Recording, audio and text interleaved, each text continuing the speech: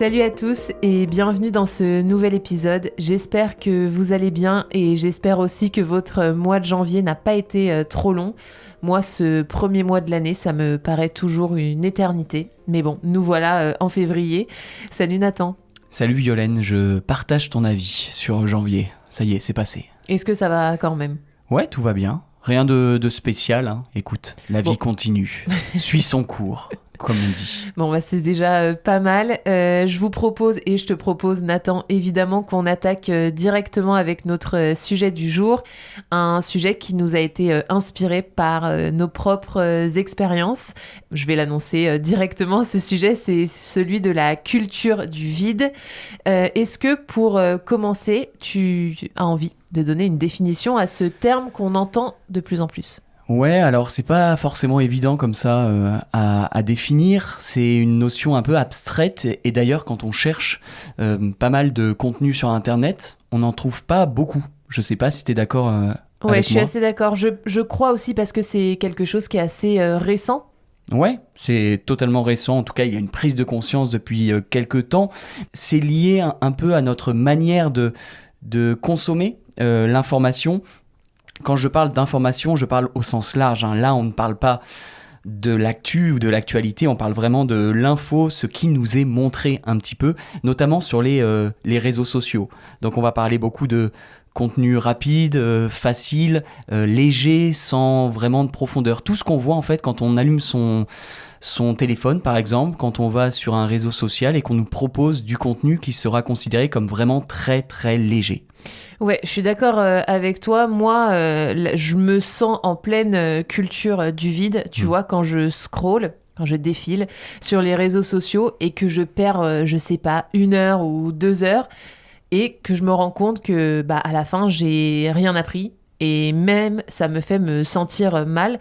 Ça, pour moi, c'est vraiment la définition de la culture du vide. C'est en fait regarder les autres personnes vivre, faire leur vie. Et voilà.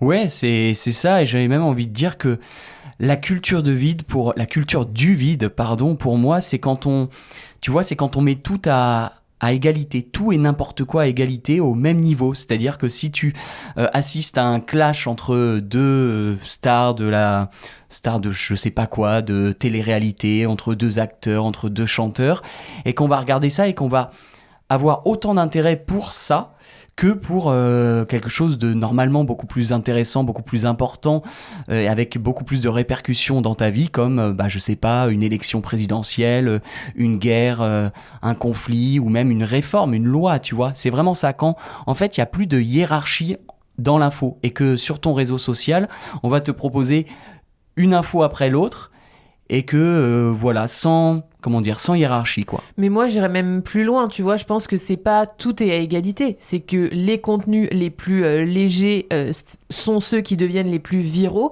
et donc ont plus de valeur, ou en tout cas plus d'audience, qu'un contenu réfléchi, long, qui va analyser une actualité, un conflit politique, ou je sais pas, pour moi, la culture du vide, c'est vraiment quand le contenu favorise des trucs hyper superficiels, l'apparence physique, tu vois, ce genre de choses. C'est ça, on a une expression pour ça, on va dire que tout ce qui est contenu léger est roi, c'est devenu roi, et en fait, on a une info légère qui va chasser une autre info qui sera beaucoup plus intéressante, avec du fond, quoi.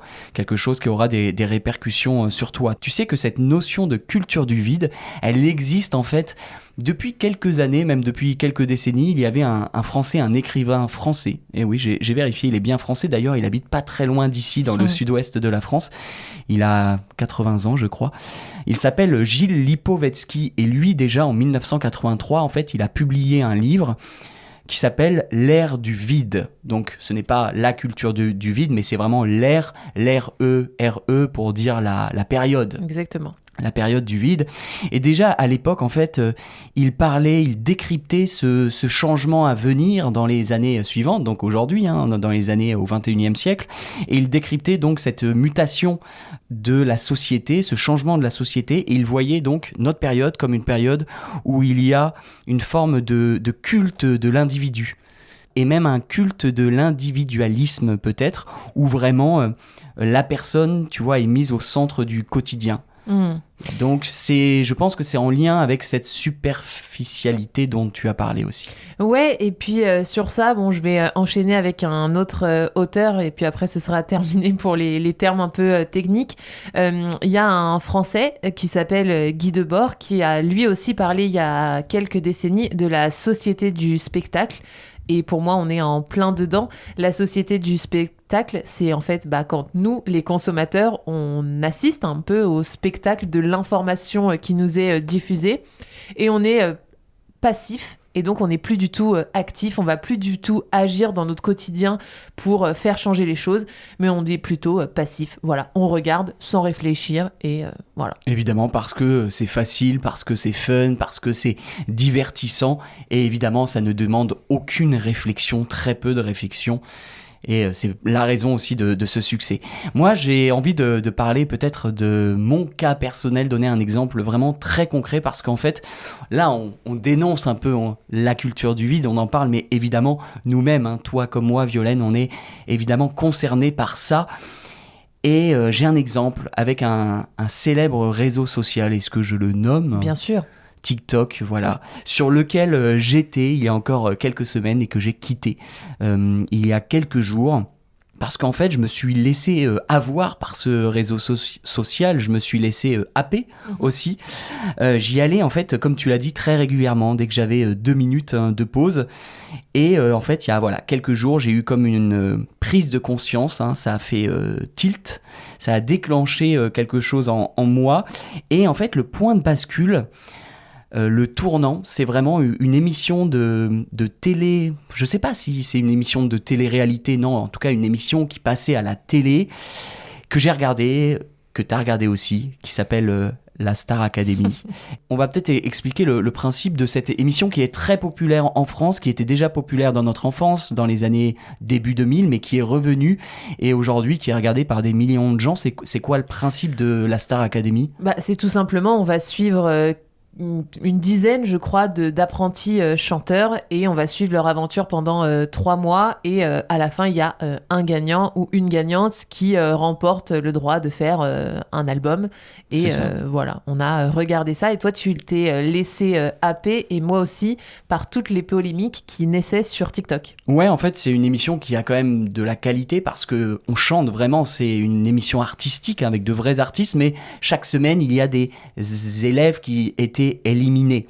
Et en fait, moi, je me suis retrouvé c'était l'algorithme qui était comme ça. À chaque fois que j'ouvrais cette application, que j'ouvrais TikTok, en fait, je tombais vraiment sur des comptes de personnes qui en discutaient, qui en parlaient. Et ça parlait vraiment de choses futiles, de choses vraiment secondaires. Et encore, je suis gentil quand je dis secondaire, c'est-à-dire qu'on allait me montrer une vidéo d'une dispute, par exemple, entre 2 élèves. On allait me montrer une vidéo d'une personne qui allait parler, qui allait critiquer la tenue, peut-être les vêtements d'une autre personne. Et c'était vraiment des vidéos comme ça, très courtes, de 30 secondes, d'1 minute. Mais qui cumulaient des millions de vues.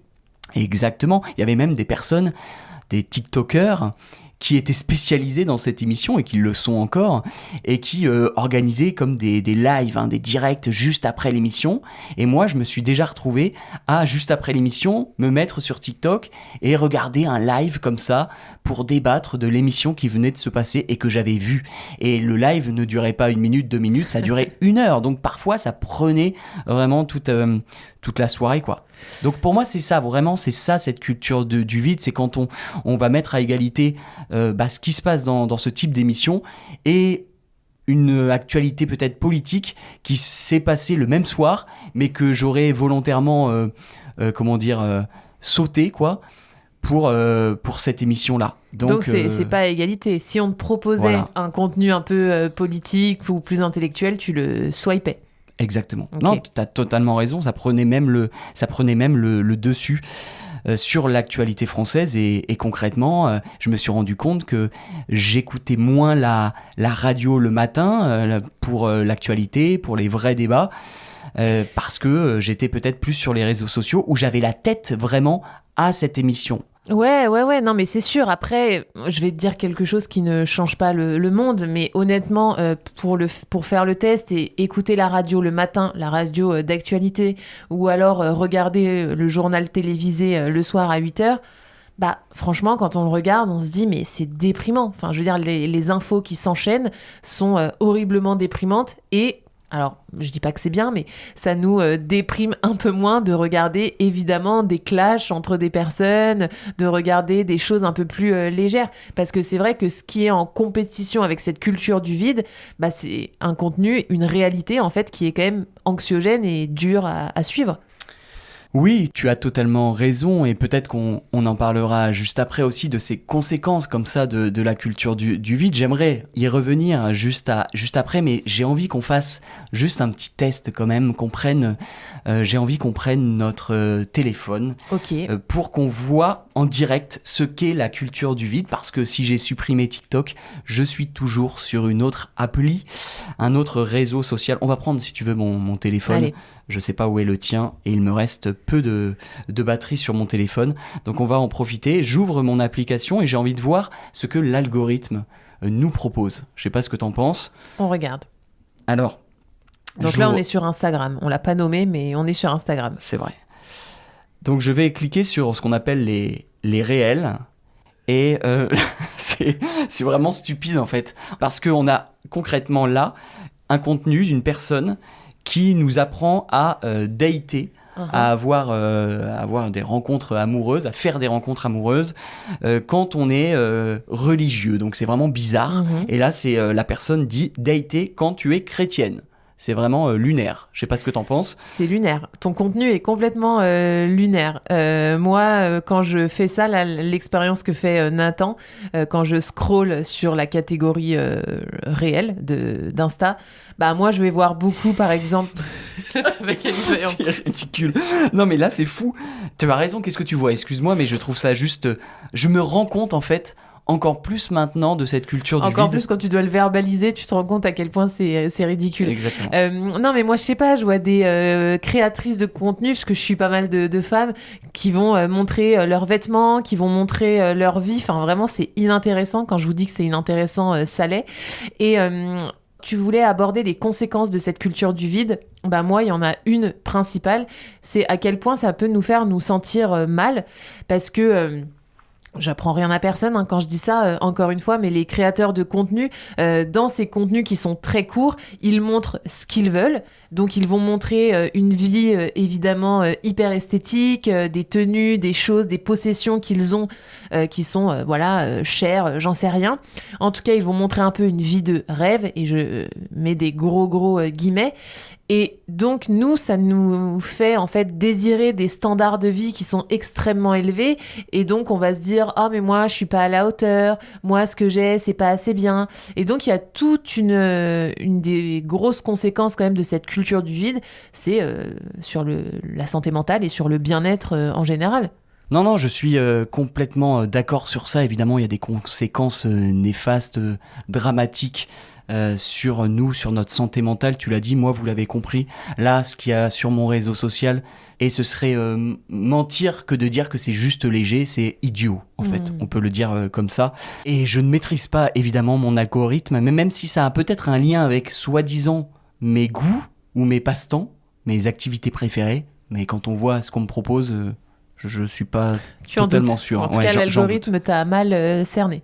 Clairement, j'en doute. Juste, excuse-moi, j'aimerais apporter autre chose sur les conséquences de cette culture du vide sur nous et même sur l'impact plus global sur la société. Moi, il y a quelque chose un peu de tout bête, ça va être très concret. Je me rends compte que quand je scrolle comme ça, je ne prends plus de temps, évidemment, pour faire autre chose. Et c'est concret. Ces derniers temps, par exemple, j'ai déserté un peu, comme on dit. Donc, j'ai laissé de côté, j'ai mis de côté les articles intéressants que je lisais avant, comme par exemple les articles du Monde, évidemment, journal auquel je suis abonné, je crois que je l'ai déjà dit ici. On le dit dans tous les épisodes. Dans tous les épisodes, voilà. Donc c'est bien aussi de se répéter. Pareil pour des bons films, des classiques, des chefs-d'œuvre, ou même tout simplement des bons films qui sont sortis récemment ou durant l'année dernière, et à côté à côté desquels je suis totalement passé, tu vois. Donc que je n'ai pas eu le temps de voir, que j'ai raté vraiment à cause, encore une fois, de ces réseaux et de cette culture du vide. Donc je crois que, tu vois, si ces vidéos sont peut-être drôles comme ça, à court terme, nous permettent, il faut le dire aussi, juste de passer le temps. On a le droit, entre deux réunions, Exactement. quand on travaille, on a le droit aussi de se détendre et de rire un peu. Mais malheureusement, je crois que ces vidéos, à moyen terme, eh bien, elles nous parasitent. Elles nous parasitent et que, évidemment, ça peut être problématique parce que, à force de regarder, je pense, ces vidéos et ce contenu qui est très léger, eh bien, quand il s'agit de parler de sujets plus sérieux, eh bien, on n'a plus la capacité mentale, intellectuelle pour le faire et on finit par survoler des sujets. Ça veut dire qu'on va juste s'intéresser au titre et ça nous est déjà arrivé. Parfois, on s'envoie des articles intéressants, puis en fait, on prend plus le temps pour le lire et pour les lire, on va juste s'intéresser au titre et au chapeau, comme on dit, c'est-à-dire à l'introduction de l'article. Et c'est tout. Ouais, sur ça, je te rejoins, mais je vais aller même un peu plus loin. C'est que, en fait, maintenant, j'ai l'impression... Alors, je parlais tout à l'heure de comparaison, où on compare nos modes de vie avec les gens qu'on regarde. Mais je crois qu'en fait, on compare, quand on fait cette comparaison et qu'on dit « Oh, mais moi, j'ai pas assez, je suis pas assez, etc. » Bah, en fait, la comparaison, elle se fait sur des éléments hyper superficiels, puisque ce qu'on voit de la vie des gens, c'est superficiel. Et en fait, on va plus se comparer sur notre valeur, sur ce qu'on est à l'intérieur.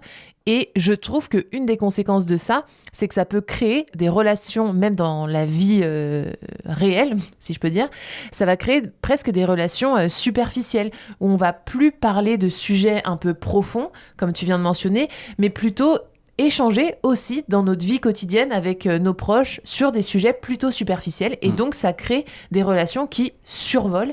Et ça, je le ressens, ou j'ai pu en tout cas le ressentir à certains moments. C'est vrai. Ça revient à ce qu'on disait tout à l'heure. On va mettre sur un piédestal peut-être des personnes ou des sujets qui ne sont clairement pas en fait de vrais sujets de discussion et ça devient des sujets de conversation. Donc c'est un problème. Tout à l'heure, je voulais revenir dessus. Tu as fait référence à ces JT, à ces journaux, à ces informations, à cette actu que tu juges un peu déprimante et trop lourde. Mais c'est peut-être parce que justement, on est tellement habitué à voir ce contenu très léger tous les jours du matin au soir que tout le reste en fait nous paraît ennuyeux, nous semble fade, nous semble, et excuse-moi pour le terme un peu vulgaire peut-être, mais nous semble chiant. Et bah forcément, à côté de vidéos comme on vient de voir là sur Instagram ou de chats qui sont déguisés ou qui jouent, etc., ou qui sont juste mignons, et des personnes qui font des blagues, bah quand t'écoutes à côté le soir même une émission de débat, une émission un peu intello, forcément tu vois un décalage qui est juste gigantesque, quoi, qui est énorme. Et on peut pas blâmer les gens et on peut pas se blâmer nous de, voilà, le soir après le taf, après le travail, de vouloir complètement déconnecter le cerveau et donc ne pas s'infliger ces contenus qui sont pourtant de très grande qualité. Mais même sur ça, je vais ajouter quelque chose, c'est que sur les réseaux sociaux, je trouve qu'il y a même plus de place pour la politique. Et quand je parle de politique, je parle au sens très très large. Je pense en fait à tous les créateurs de contenu qui, aujourd'hui, n'osent plus prendre position sur des choses politiques du quotidien parce qu'ils disent que c'est pas leur rôle, que les réseaux sociaux, c'est pas le lieu où on fait ça. Et je trouve que ça conduit évidemment à une dépolitisation de ce qu'on est et de notre quotidien, alors que, je le dis souvent, mais notre vie en fait est politique et tout ce qu'on fait, tout ce qu'on consomme est politique. Ouais, même si j'apporterais une petite nuance, je trouve en tout cas pour ce qui est des réseaux sociaux français, peut-être des médias au sens large français, qui ont des comptes sur les réseaux sociaux, qui ont des pages, leurs propres pages, je pense aussi qu'il y a quand même, il reste heureusement des créateurs de contenu ou des médias, des journalistes qui sont extrêmement populaires sur les réseaux sociaux et qui sont en même temps engagés, même politiquement ou sur des sujets de société, quel que soit le bord, de gauche, de droite, etc. Je pense qu'il y a aussi une demande de ça. Donc je dirais qu'il y a encore un peu d'espoir, mais c'est vrai que même nous, on peut dire professionnellement, parce que maintenant, nous, on a évidemment un podcast que vous êtes en train d'écouter, et puis on a une chaîne YouTube que je vous invite évidemment à rejoindre et à vous abonner, mais quand on voit l'algorithme qu'on nous propose, quand on voit ce qui fonctionne et ce qui fonctionne moins, ce qui marche ou ce qui marche pas, bah voilà, on va voir que aussi notre algorithme en fait nous pousse à faire comme ça du contenu qui va être léger, qui va être du contenu divertissant, mettre de l'humour partout, tu vois. Et dès que c'est un peu plus sérieux, on va considérer que c'est un peu chiant peut-être. Et ça peut passer à la trappe de l'algorithme, en effet. Tout à fait. On parlait de nous, de ce que ça nous a fait ressentir, d'avoir un peu plongé dans la culture du vide. Je crois qu'on l'a un peu dit, mais si on devait généraliser, on peut dire qu'on a l'impression qu'on réfléchit moins et qu'on se cultive peut-être moins. Est-ce que tu es d'accord avec ça ou est-ce que tu vas apporter une nuance ? Est-ce qu'on réfléchit moins ? Je pense, comme on l'a dit tout à l'heure, forcément, on creuse moins, on va moins en profondeur dans les sujets parce qu'on n'a plus le temps, en fait. On ne trouve plus le temps, on ne prend plus le temps et on est face à une sur-information. Il y a des choses partout qui se passent, donc c'est épuisant et j'arrive pas à savoir parce qu'il reste heureusement du contenu, il y a des chaînes de qualité, il y a des vidéos qui sont longues aussi de qualité, de réflexion et qui restent populaires. Donc je vais être mitigé, mais en tout cas, on est tous touchés par cette culture du vide et il faut mettre en place quelque chose pour que ça change. Il faut qu'il y ait une prise de conscience individuelle déjà. Parce que je pense qu'à partir du moment où on a une prise de conscience individuelle, ce qui était un peu mon cas là récemment, j'ai réussi à mettre en place quelques stratégies pour faire autre chose, comme je t'ai dit, c'est-à-dire regarder plus de films.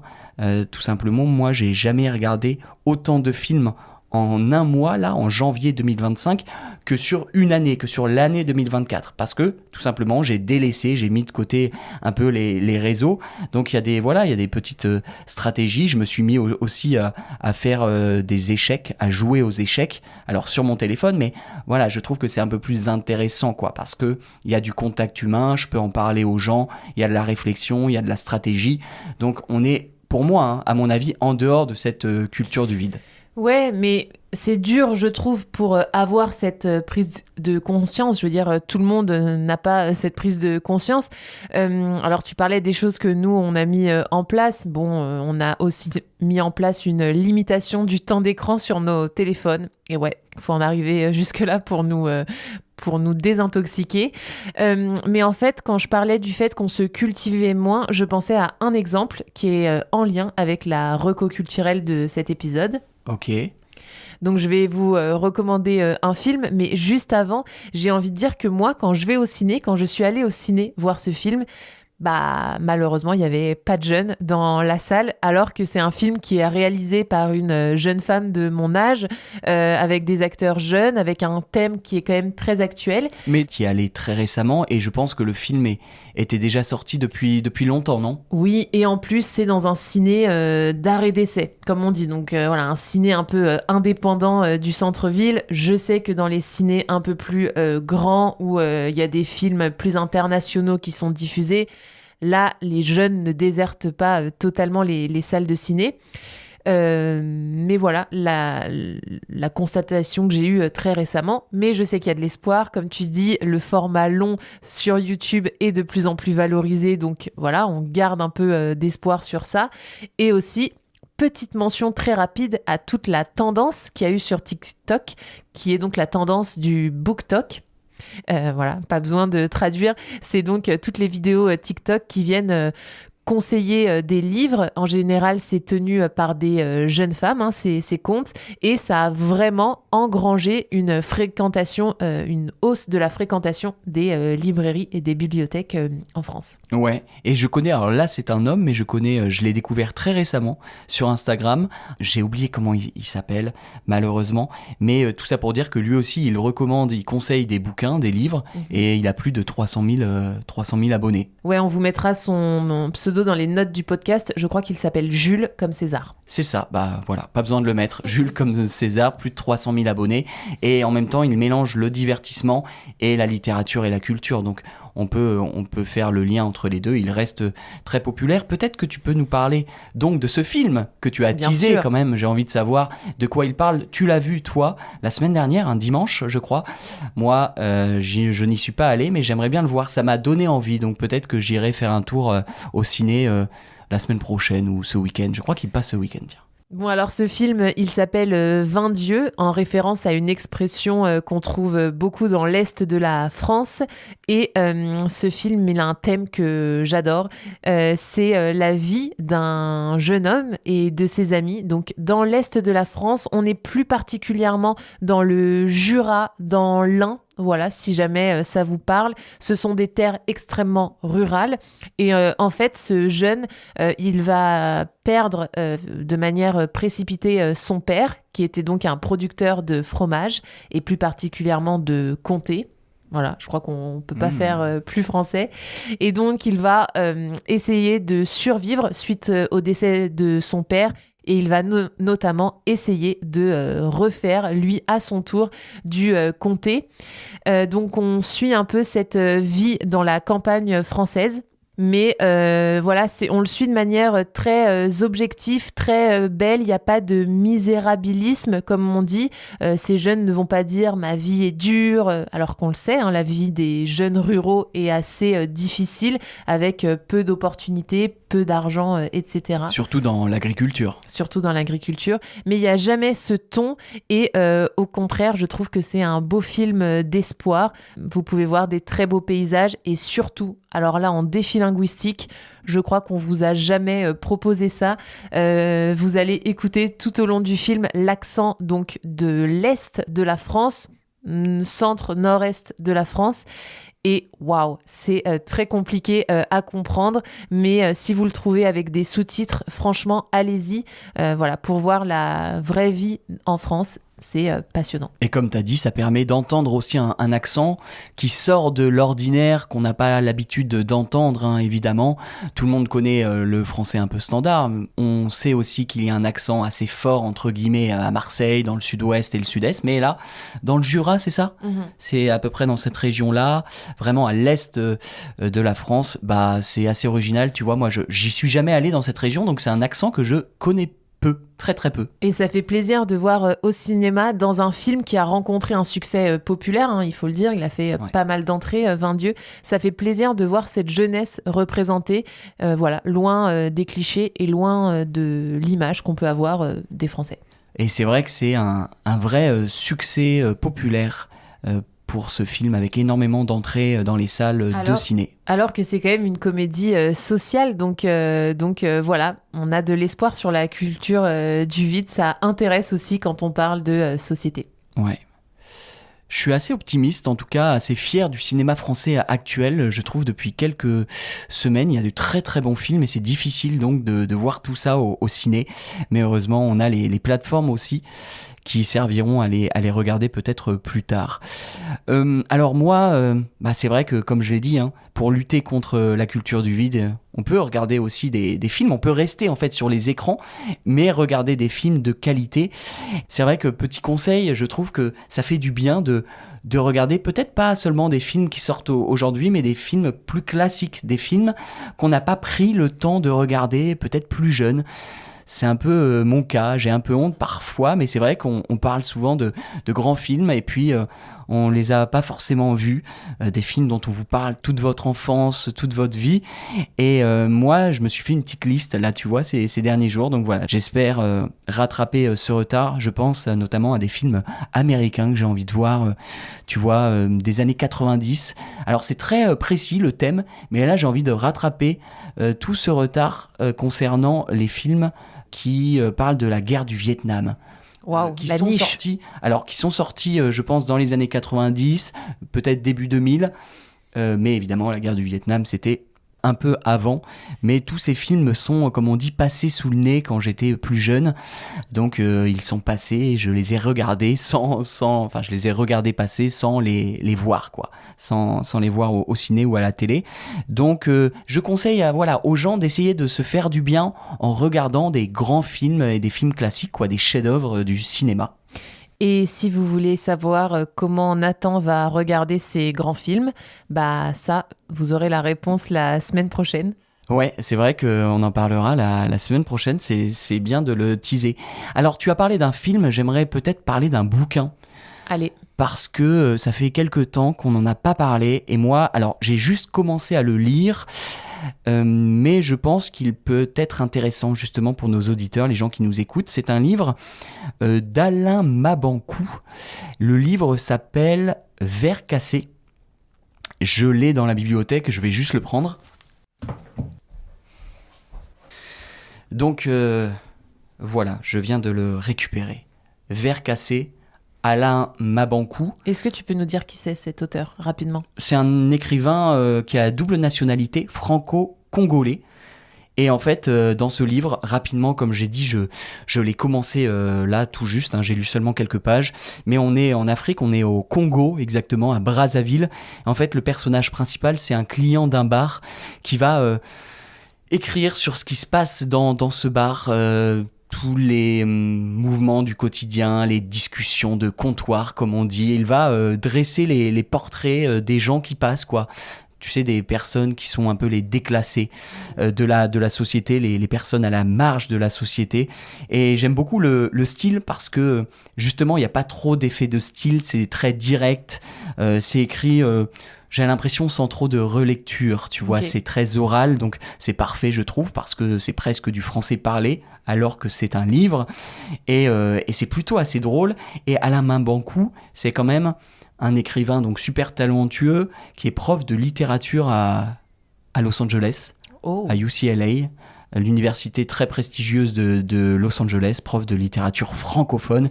Et je trouve que ça fait du bien aussi de lire des auteurs en français, mais qui sortent peut-être de la France, parce que c'est vrai qu'il est franco-congolais, mais il parle beaucoup de l'Afrique, ça se passe au Congo, donc c'est bien, voilà, de lire un peu autre chose. Et on va essayer de faire de plus en plus de recos francophones, et de ne pas se limiter à des recos franco-françaises, donc Verre cassé est une très belle reco qui va vous permettre d'en savoir plus sur la culture francophone. Ouais, j'ai même vu que le quotidien anglais le Guardian a désigné ce roman comme l'un des 10 meilleurs livres africains de l'époque, on va dire, moderne, hein, aujourd'hui. Voilà. Bon, donc, bah là, je crois que niveau reco culturel pour cet épisode, vous êtes servis. Dites-nous si vous allez consommer ce qu'on vous a recommandé, et puis ensuite si vous avez aimé ou pas.